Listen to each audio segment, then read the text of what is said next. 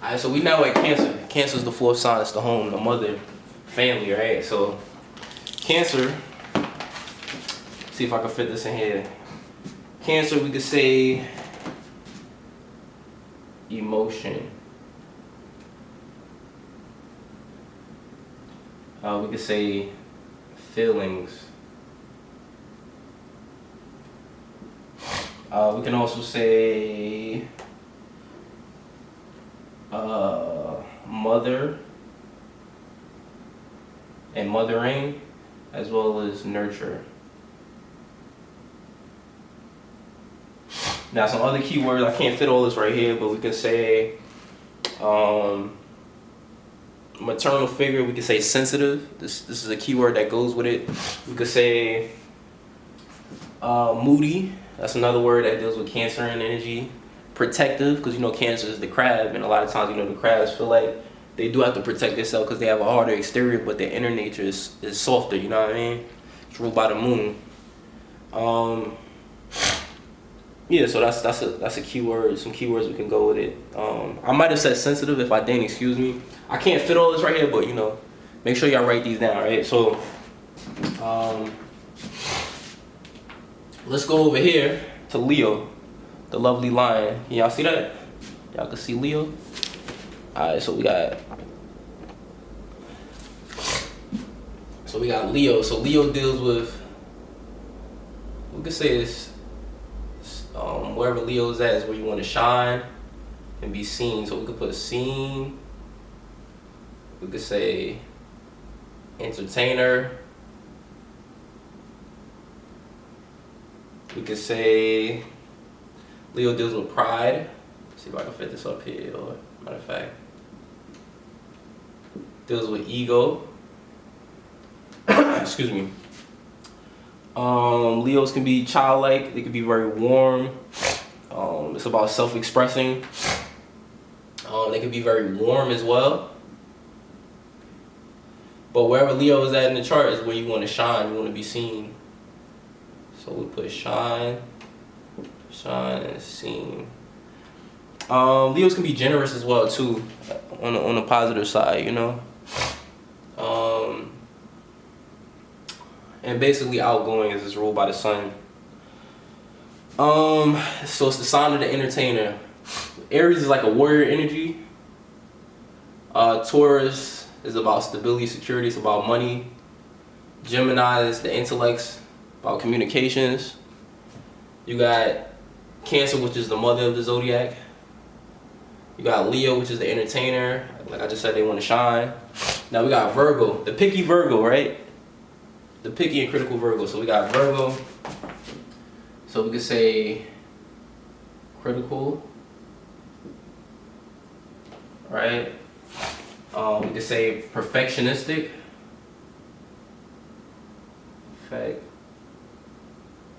Perfection. See, perfectionistic. We can say we said critical, perfectionistic. Wherever Virgo is at in the chart is where you want to work on. So we could say it deals with work as it rules over the 6th house, which tells us about work, our daily routine. But wherever Virgo is at is where you want to work on and you want to perfect. And we did say perfectionistic. Virgo also deals with organization. So organize. They're very analytical, as it's ruled by Mercury, just like Gemini. See, the difference between the Gemini energy is that Gemini just wants to gather different ideas, wants to exchange with others. Now Virgo, on the other hand, wants to gather ideas, but it wants to dissect what doesn't need to be there. It rules over the intestines, and the intestines gather the nutrients, let go of what doesn't need to be there, basically. So we said critical. Oh, detail orientated. Virgo is very detail orientated. They pay attention to all the little fucking details. So detailed. Let's go to the lovely Libra. The scales, my yacht. Alright, so we got balance. Now we got harmony. We got peace. See if I can fit this in. Now it's kind of tight. Peace. We have relationships or relations. Releation.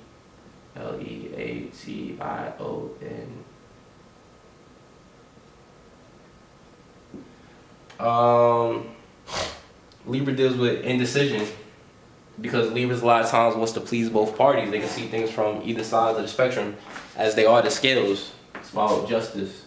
So justice, law,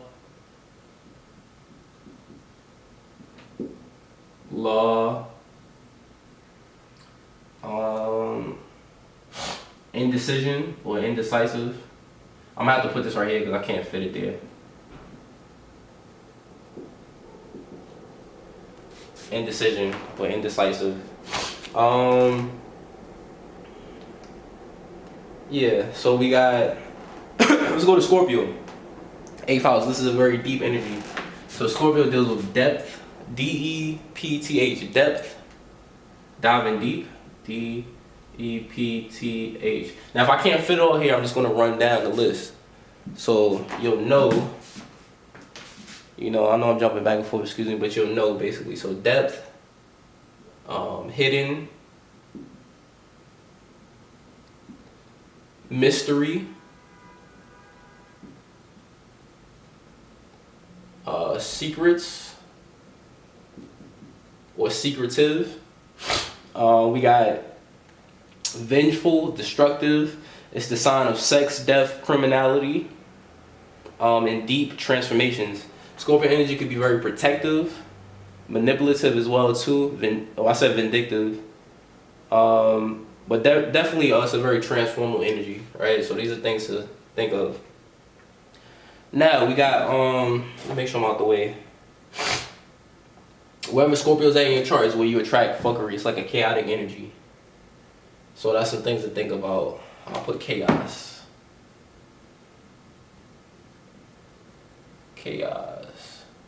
And you can also say private too. You can say private.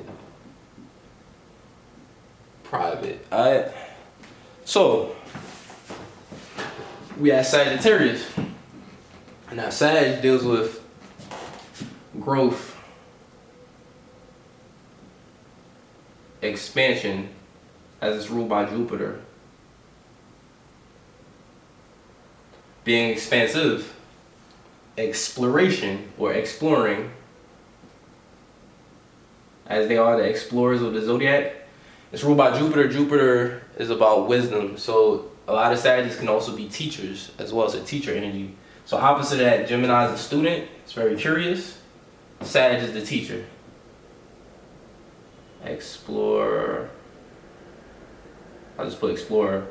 These are key words. Optimistic.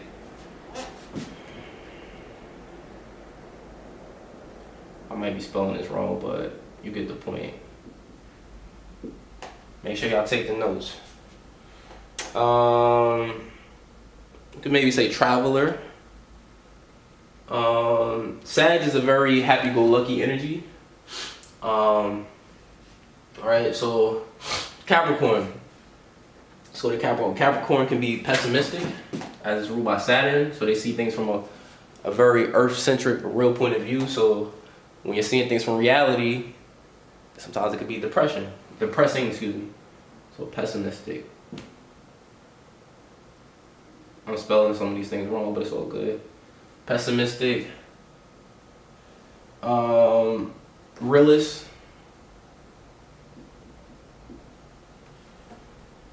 Cold and serious. Serious. We can say calculated, we can say cautious, we can say reserved, we can say practical. We can also say hardworking. And Capricorn deals with the old. This is important to know because when we get to Aquarius, Aquarius deals with the new. Right? Both of these have Saturn energy within them, though, within these signs. They both are ruled by Saturn. We can say hardworking. Capricorn deals with tradition, almost similar to Taurus. Wherever Capricorn is at in your chart is where you're more structured, where you have to be responsible. You have to work a bit harder though in this area, and you could be delayed as it's ruled by Saturn. Saturn deals with time and delays, blockages. Excuse me. So, yeah, we'll go to Aquarius. So we said Aquarius deals with the new. It's very progressive. Or we could say it's where you need to progress. You can feel also alienated in this area. You can feel odd, eccentric, different, unique. I can't fit everything here, but different and unique are keywords. Rebellious, aloof. Aquarius can be detached, forward-thinking, futuristic, and revolutionary. A lot of times when your chart, this is where you need to progress at, and you're gonna feel different. You need to progress in this area. So I'm gonna show you polarities when we get back to it. But last sign is Pisces. So Pisces, wherever Pisces is at in your chart, is when you self-sacrifice. So you're very sacrificial. It's where you're very giving of your energy. It's where you're compassionate. It deals with beliefs.